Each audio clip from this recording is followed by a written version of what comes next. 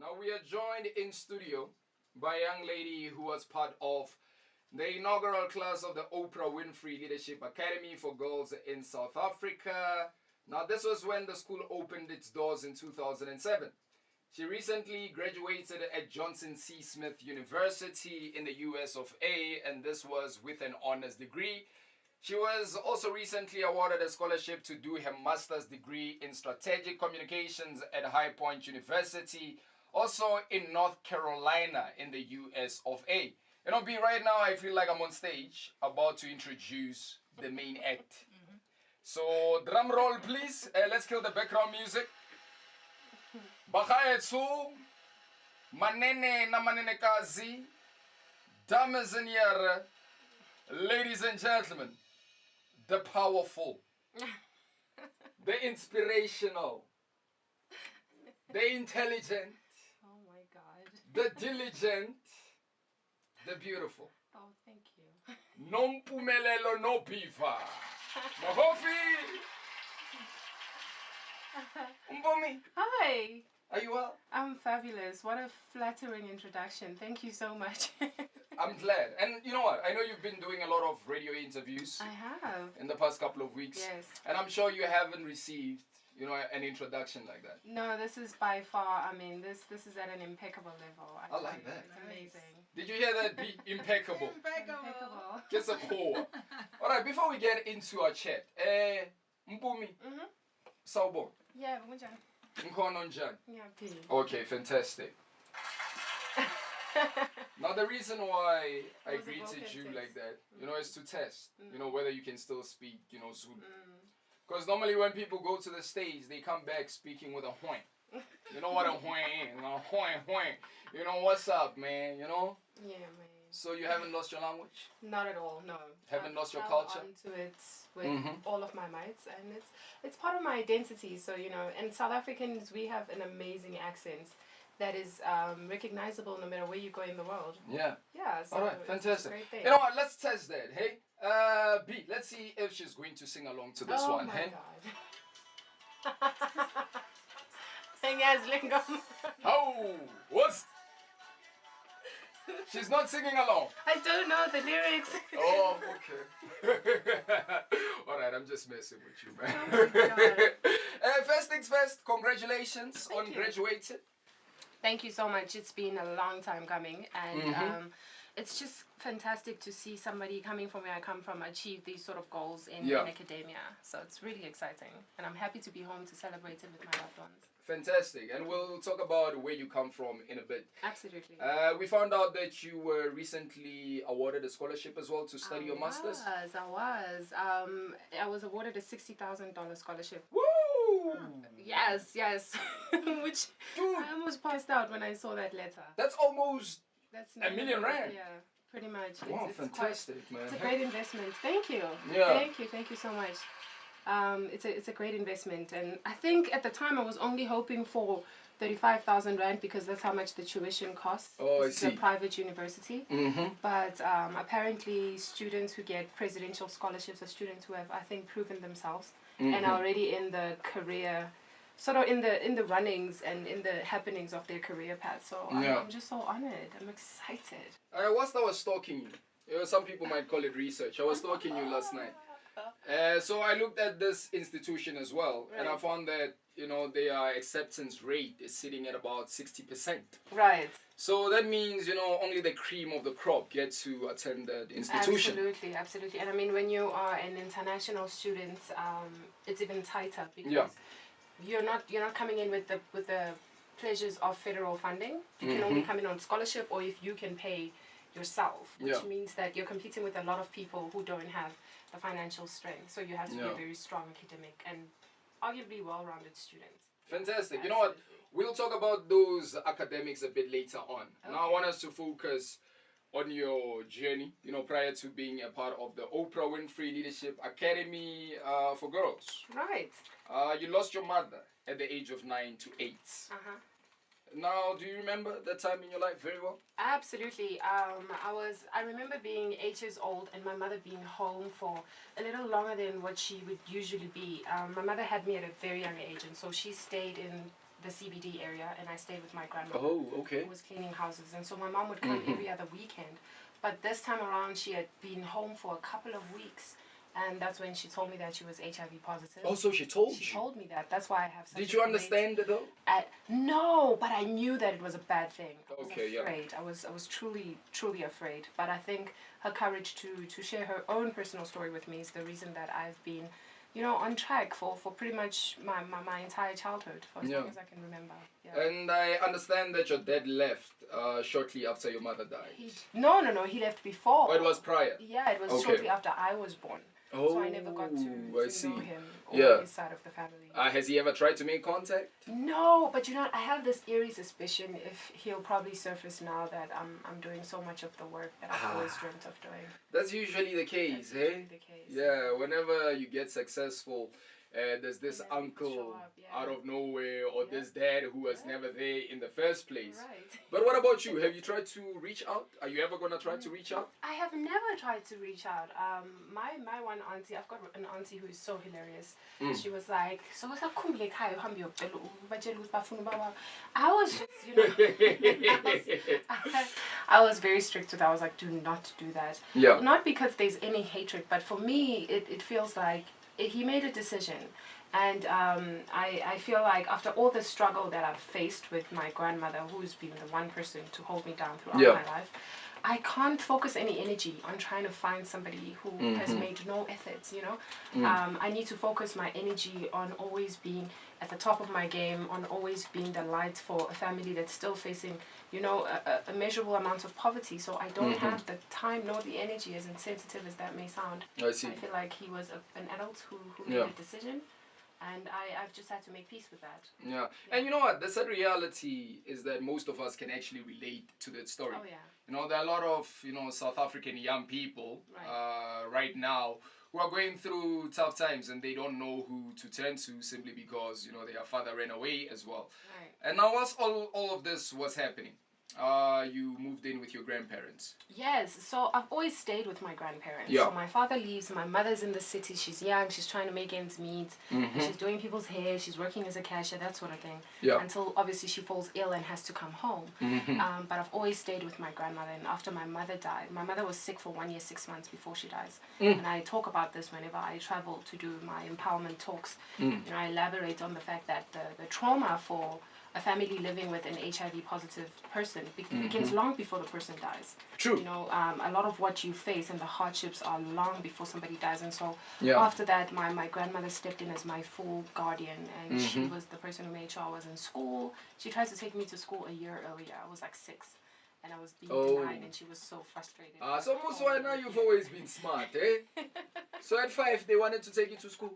Well, that's just my grandmother. She's always seen the best in me, Yeah. She's like, you guys don't understand. Mbano's smart, man. Mbano is very smart. And look at how tall she is. She needs to get started. But I got it started on time when I was 7, and she's always been there. And we see it now, that astuteness that your grandmother was talking about. And I do understand that your grandmother was a domestic worker. Yes, up until she was 70. So when I got to the United States and I officialized my speaking, I was able to start enterprising on something that I'm so passionate about. Yeah. And it's been a huge honor to be able to take care of her to a capacity that I can, which meant that when she was 70, about 2 years ago, she stopped working completely. Yeah, and I mean, when you moved in with, your grandparents, it was during a tough time. Did you ever see them struggle to make ends meet? Oh, yes, absolutely. My grandmother, guys, was up at like 5 in the morning to go clean an 8-bedroom house and then 2 3-story flats and sometimes sweep the streets.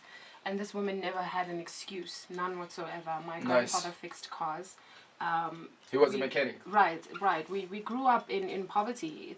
It's a life that I know all too well. Yeah. And I wouldn't have it any other way. I think it's primed me for the sort of life and exposure that I live now. And I'm just grateful that I can be able to come back and share it with my family. Okay, let's talk about the Leadership Academy now. That is the Oprah Winfrey Leadership Academy. Yes. You were 13, 14? I was 13 years old. Going on 14, to yeah? go to the academy, Yeah, I remember watching a video yesterday whilst I was, stalking. Yeah, right. Let's not call it research. I'm so glad you're admitting. Yo, I'm a stalker for days, man. Hey, and we're also going to touch on some of the things I came across on your Instagram page. Oh my god. My yin and my yang. Oh my god. That you made it into the academy. I was beside myself, again, living in poverty. And the crazy thing is that it had just been a couple of weeks when my grandmother and I were watching, I'm not sure if it's Soul City, Soul Body, one of those shows that you can watch as a family. And the students on the show were attending boarding school. And I remember saying to my grandmother, wow, it would be so amazing if I could go to boarding school. And so when all of this came about, at first I thought like the universe was playing a prank on me. I was like, this can't be serious, But when I did find out, I knew that my life would be changed forever. And I was just happy for my grandmother, because my grandmother's always worried, especially as a young girl, where we were growing up in Rosettenville. It has a high rates of crime, prostitution, drug abuse. And for her to know that I was going to be in a safe space, that was life-altering. So I was truly, truly excited. It was exciting stuff. Fantastic. And you know what? We are going to allow you to take us through your journey in the Leadership Academy. We are going to ask you to tell us more about what happened there. And we are also going to talk about your time in the US as well. And of course, your yin and your yang, or something along those lines. You have to hear this. I actually have an image that I'm going to show to Mpumi. Now, any question that you want me to ask on your behalf, do hit us up on Twitter. We are going to continue with our chat at UJFM Breakfast. Hashtag UJFM Breakfast on Twitter. Now, in a bit, we'll get into your news, sport, and traffic, and then we'll continue with our chat. Also on Facebook, UJFM Breakfast as well. Hey, I'll throw in a dab in there. No dab. Hey, yeah, no, I'm sure Mpumi knows a lot about dabbing, ne? No. No? Didn't you party in the US? I had my, You had your moments? No, you can tell us. You did party. It doesn't mean that if you're an academic, you can't party. Oh, no, but then I just don't want to give the impression that I can dab or dance. Oh, no, but everybody can dab. Yeah, but there are levels, Oh. There are crazy levels. There are levels to dabbing? Yeah. I didn't know that, man. Hey? Some interesting stuff in my life. Nice to see you with Hell No. It is exactly 8:40. You are listening to the Continental Breakfast on UJFM 95.4. Now, our guest this morning is Oprah Winfrey Leadership Academy alumna Mpumi Nobiva. We've been having a lovely chat. She took us through her journey prior to joining the Leadership Academy. And she kind of touched on how she felt, when she received the news that she was going to be part of the Leadership Academy. And I did promise that we were going to allow her to take us through her journey, as a student at the Leadership Academy as well. So just take us through your journey there. Arriving at the academy was a life-altering moment. The minute you are on the campus, you are addressed as a leader. Oh, nice, yeah. And you're a lady, and this for me was just, I guess, the beginning of a world of possibilities. And when I arrived at the academy, it was myself and I think there were about 75, 78 of us in the first class, and a similar amount in the second class. And I remember thinking, oh my gosh, this is so much fun. The opening, we had all sorts of celebrities there. And it was like, oh my gosh, is this going to be like the daily bread of our school career? This is so lit. Celebrities like who?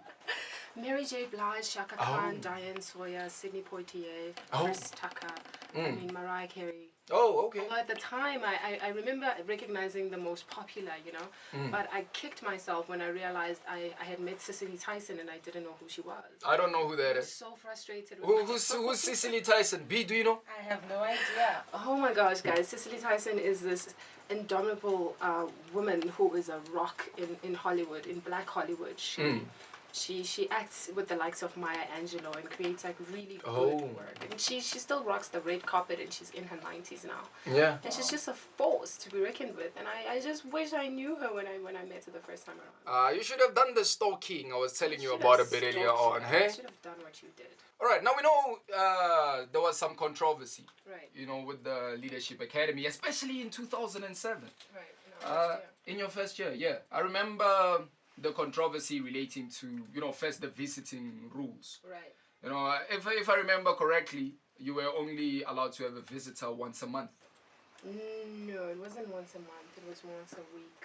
It was once a week. Well, during weekends. Oh. What it was really is that obviously this is the Oprah Academy. It's attracted a lot of attention, and you know, I think the school had to be censored in a way just to protect, as you would. I like to think of it as a baby during its early stages, what you expose it to, and I mean this was hard, but for us on the inside, we had everything we could ever dream of. We could talk to our families. Our families could visit during the weekends, but we had a cell phone policy, so we couldn't have our cell phones initially until like when it's the weekend, and then you have your cell phones for a certain period of time. I see. And that was to limit, you know, distraction. It was to limit, you know, excitement. Because if you're a young girl, you've just seen all these celebrities. We had journalists reaching out to girls on a personal capacity, which is not okay. Yeah. You know, because anything can become a story, and when you're associated with a brand as powerful as Miss Winfrey's or Mom Oprah, then you really, I mean, take extenuating measures at some point. So I think that's what the case was. But on the inside, we were living it up. You know? And we could always have our families in contact. Our families could always come see us. Yeah. You know what? There are certain publications that have reported that you guys would receive visits once a month.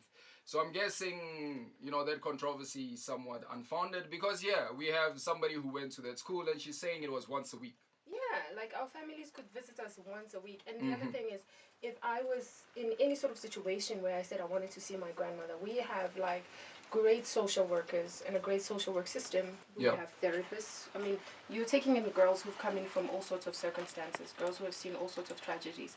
So if at some point I said, you know, I'm really under pressure, I can't do this, I want my grandmother, I would have had my grandmother. It wasn't like we're caged away. And no, I think the level of protection and the parameters that was set were purely for media purposes, because you know, people were really trying hard to get on the inside of the academy, and we had our own privacy to be protected, but I think also just the privacy of the academy itself.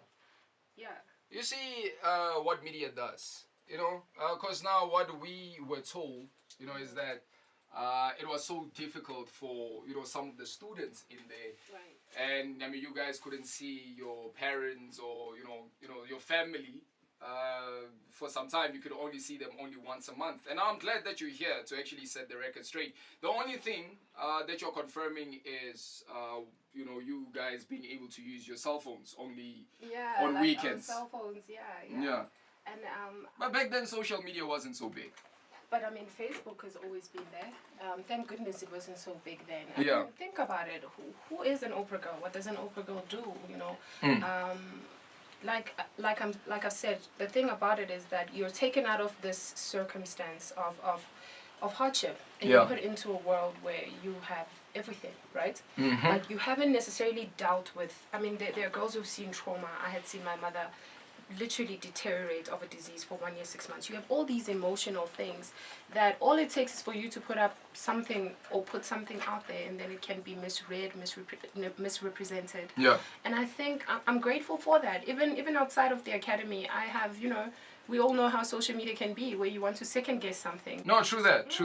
Was that a good idea, you know? And so imagine now if we're talking, you know, about a situation where you are now in coalition with an even bigger brand, where people can just take anything and run with it. And you're a child, you're 14, you're 15, 16, you're a girl, and so surrounded by other girls, and it can get really interesting. And I appreciate those sort of measures, because it's taught me to be also a lot more responsible of the sort of things that I put out there. Just appreciating the power of media, as you say. Media is a very powerful force. No, it is. And sometimes it sways us in a way where we find ourselves attacking certain people and certain institutions when we're not even supposed to be attacking those institutions. And that's why I keep saying, you know, media doesn't exist in a vacuum as well. And talking about this controversy. Now, you were at that institution when there was this alleged physical and sexual abuse as well. Did you pay much attention into this? No, because the academy is big, and the first time I found out about it was in the papers as well. It was, we were on the campus and we had read about it. And at this point, it wasn't unusual to see that there was a feature of, like, the academy in the papers. And the academy respected the privacy of all parties that were involved. So it was never like a situation where everybody was in the hall and just, like, debunking on what they think of the matter. No. I remember being asked about this question shortly after graduating, and I had said that the first time I encountered it was in the media as well. But I, for instance, can only speak from my experience, which for me was, again, life-altering, an experience that opened doors. And I do think that the issue was best handled to the point where even myself, someone on the ground, does not know the intricacies of those cases. And I think that's how the nature of such sensitive cases should be handled. No, I see. So you didn't know much about what was happening at that point in time. All right, I think we've covered your journey, at the Oprah Winfrey Leadership Academy. So now let's talk about the US. US. How did that happen? Did you have to apply, or did Oprah apply for you? She was like, Mpumi, I got you, girl. No, I had to apply. I remember we had a career center at the academy, and when you attend the academy, it's like norm to be surrounded by people from all over the world, be it through a workshop that they're doing or a presentation that they're coming to give.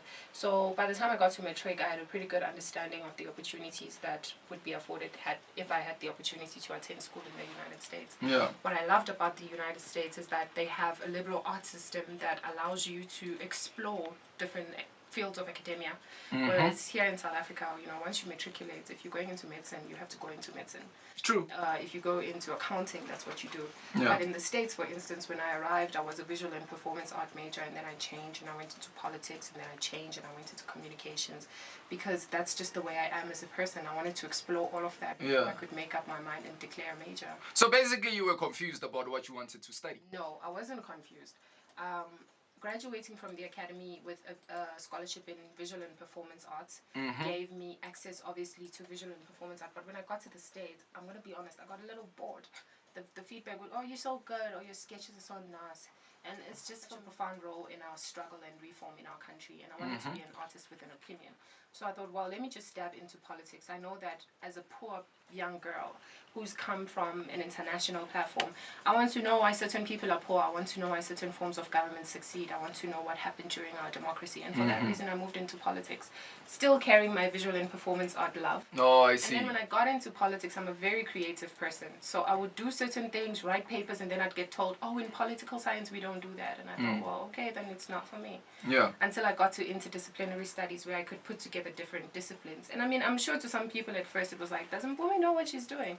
But that's just the power of my intuition and how attuned I am to myself. I'm glad I waited before I declared a major. And talking about those interdisciplinary studies, Yes. That's what they're called, man? Yes. What exactly are those? So this is a major. Under interdisciplinary studies, you get to pull different fields of academia and create your own sort of, obviously with the guidance of advisors and faculty, your own sort of field of study. So in interdisciplinary studies, I had a focus in global outreach, public leadership, and strategic communications, which is what I'm all about. It's what Share Your Story is all about. And to be honest with you, I think it's a strong reason why I was able to secure that scholarship, because it's so unconventional. Yeah. So had I settled for anything else. I like that. It's so unconventional, and she's on the most unconventional breakfast show on radio. And your GPA score, there's something special about your GPA score. There is.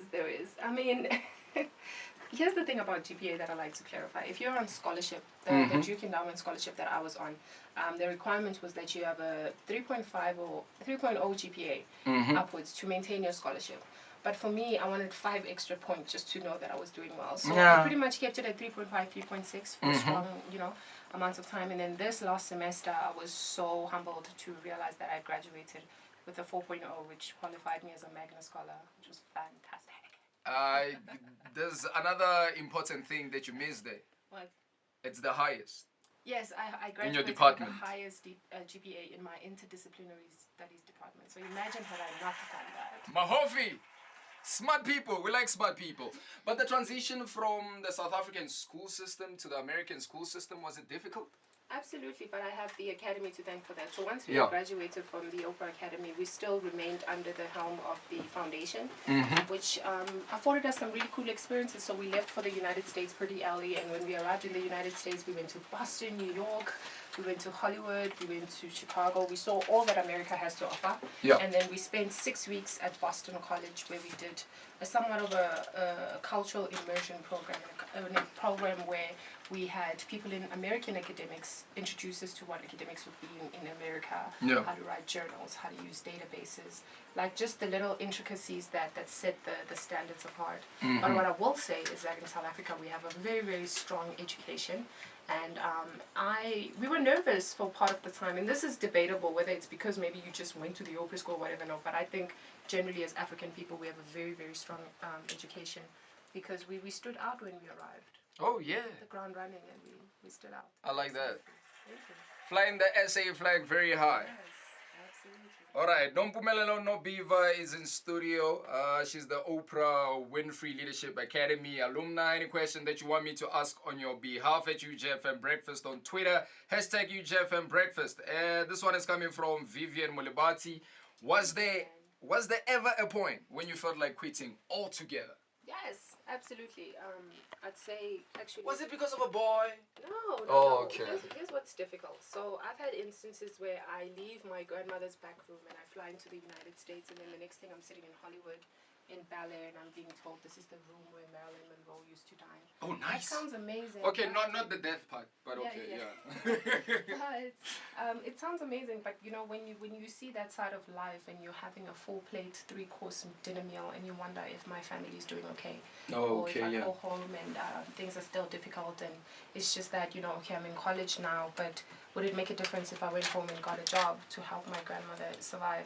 So for those reasons, I've always had to convert that pain into an energy that I use to really go hard with anything I do. But I mean, happiness and I think dedication and tenacity is a choice. It's a daily choice, and anybody at any level always has to choose to make the most with whatever they have, because it's hard. It's hard for everyone. Beautiful. Yeah. And talking about family. Yes. Your host family. You were staying with the Browns? So I stay on campus, but Laverne Chapman Brown, who is a powerhouse in Washington, D.C. She ran for Congress and taught me so much in 2014. Yeah. She is married to my host dad, who is Robert J. Brown. Now, Robert J. Brown has a unique relationship with South Africa. This man was the only person outside of the Mandela family who could visit him during his time at Paulsmoor prison. Oh, wow. He helped get the Mandela children over to university in Boston. He used to, I don't know if I can say this on radio, but I'll say it anyways. So long as you're not gonna swear. Hey, I know these kids. No. They go to America, they come back, they throw weights here. Absolutely terrible. No, but what I was going to say is that during the struggle, when Bantu education was in full effect, whenever he traveled into the country, my host dad would smuggle books into the country and get textbooks into different areas of like Alexandria and so on. Yeah. So he's quite a maverick and a legend in my But there's nothing wrong with that though, hey? Rather smuggle books than drugs. Yes. So I've had a beautiful host family. He's worked with Martin Luther King, Nixon administration. So to have these people, the only reason I mentioned that is because I just want to emphasize the appreciation I have for the level of exposure and the kind of empowerment that I've had, even from a personal capacity, the sort of people that I call family, and how they continue to stretch the goals that I set for myself and the bar that I set for myself. And clearly the influence is there, because not so long ago, in fact, you know, a couple of weeks ago, or was it the last week, when you received the Big Heart Award for humanitarian efforts to youth in Charlotte. Absolutely. Thank you. You're receiving a lot of these this morning, né? Yes. So on the 20th of May, you received the Big Heart Award for humanitarian efforts to youth in Charlotte. What exactly have you been doing there? This was not just in Charlotte, but I actually started speaking, sharing my story back at the Oprah Academy when I attended an AIDS conference, and I had responded from the perspective of an orphan, and I had said that, you know, they'd done a great program, but I'd like to hear more stories. I'd like to see myself come through in that. Yeah. I didn't know that was opening, literally just unveiling a destiny where I would go on to speak in different places of the world. Canada, the United States, Johannesburg, Cape Town, Stellenbosch. And so I had the same dedication even in Charlotte. I think people didn't expect that. People expect you to just be the Oprah girl, whatever that means. But I've always wanted to be. Well, it means you're a leader. Well, absolutely. But what I'm saying to you is you always what I'm always careful of is the fandom. You know, there's a huge, obviously, very exciting celebratory aspect to being associated with Mama Oprah's brand. True. But behind that, I am Mpumi. I grew up in poverty. I'm an AIDS orphan. And I have a story to tell. If I don't, then what happens to the 2.1 million orphans that were announced in 2011? They'll never know that it's possible to achieve certain things. Yeah. And so I've had that sort of conviction even in Charlotte, and I think that's been very impactful for American people as well to witness and experience. Yeah. So I'm honored. I honestly didn't expect that, but I'm so honored. And at 23, I think it's a great validation that I'm on the right track. Beautiful. No, we know that you are on the right track. Whilst you were there, I mean, you're a young person, and obviously you're going to be attracted to certain people. I told you I was stalking you, last night on Instagram, and I came across an image like this. This is the image I came across, ne? Instagram. As you can see, the caption there reads, "My lover, my friend," and there's another one that reads, "My yin to my yang." So you fell in love in America? No, he's actually based in South Africa. We're approaching our second year now. Oh, I see. Yeah. He's really awesome. We FaceTime and Skype about 3-4 times a day. Oh, okay. Okay, I'm glad, because I thought you met him in America. Oh, okay. Why are you glad that I met him behind? Yeah, because we keeping it local. How? South African love. We like that. All right. Before I say goodbye to you, I mean, you have done so much in terms of your talk. When I share my story, I love doing work that involves young girls and young women. The reason I'm doing this major and the reason I'm going to pursue a master's in strategic communications is because I believe in the power of education and entertainment as a strategy for social change. So I plan to be back once I have my master's to really get engaged with the media platforms here in our country, to initiate some campaigns, to get some voices that are currently unheard out there, and to shake things up. Maybe, even, I don't see myself in politics, but I do see myself being a force to be reckoned with, because there's a lot we need to work on as a country. No, true that. You know what? You just touched on something there. There's a lot that we need to work on as a country. Yes. Briefly, what do you think we need to do, as a country, to move forward united in our diversity? Because there's this current discourse about racism that's currently taking place. I mean, there's racism, and then there's xenophobia. There's all sorts of isms that continue to divide us as a people. And I think just the very bedrock of our education should really have a curriculum that teaches on that.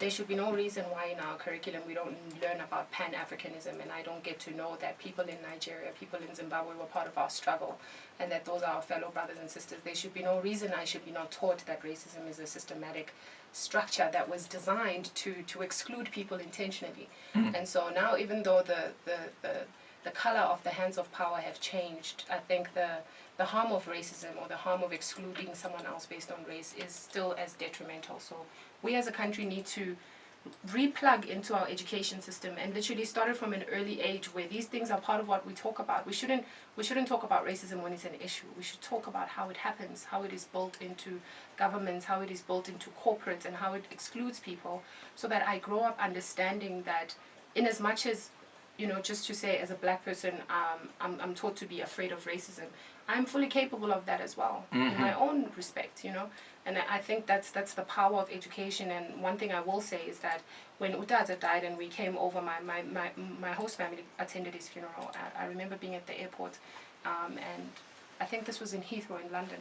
People shared the deepest condolences. I felt as though I literally lost a family member. So to the world, South Africa continues to be such a reputable state. I think it is only to us South Africans that we don't truly reckon with our value and our self-worth. And I think that again stems from the narrative that's built into our country. We have a chance to take over the world. And I think the only people in our own way is ourselves, where we're still very, very afraid of owning up to our full potential as a country. And so that's why I admire Black Coffee. I'll give him a shout out. I like what he's doing with Africa Rising and how motivating he is with his music. Shout out to Black Coffee, man. Yes, absolutely. Absolutely. Mpumi Nobiva, it's been an absolute pleasure having you in studio. And as I was saying to you a bit earlier on, I mean, we can go on for another 2 hours. Right. I'll be back to visit, I promise. How long are you going to be in the States for? My program is 15 months, but I've been told that I qualified to be on an accelerated program, which is fantastic. Well, what's that? Which means I could be done with my master's in a year. Oh, okay, fantastic. Hopefully I make it out alive. All the best. Yeah, well, we hope so too. Oh, you can't be dying in the US. What the hell? All right. That is Mpumi Nobiva, part of the inaugural class of the Oprah Winfrey Leadership Academy for Girls. She's totally fantastic. And if you want to find out more about her journey and what she's up to on social media? Yes. Instagram, Mpumi_Nobiva, Twitter, Mpumi Nobiva _Chi, and then I'm on Facebook. Please don't judge my numbers. I've just launched my social media because I was focusing on school. There's nothing wrong with your numbers. King, do you see what America does? Now she wants to have 14,000 followers. Not followers, I hate that term followers, but I think just support. You know, it's good to have people from home who are a part of what you're doing and the achievements that you continue to gather up along the way. Mpumi, followers are followers. Oh, it's Twitter, you have followers, and you have people you are following. Also, from now on, when you're following me, you're not following me, you're supporting me. Shout out to you, man. All right, we're out of here. We're not going to steal any more time from the next show. Big ups to you for hanging out. All the best to Mpumi as well. Absolutely. Are you doing any more interviews after this interview? Yes, I have the SABC, I have N7, I have Newsroom. I have Okay. a couple more. No. Okay, fine. No radio interviews though, right? No. So this is the last one. So, oh, no. Oh, okay, no, it's fine. Let's not mention that other radio station. We are out of here, man. Have yourself a fantastic day. Do keep it locked to UJFM. And also remember on Twitter at UJFM Breakfast, on Facebook UJFM Breakfast as well. Until tomorrow, 8 UJFM on the cutting edge.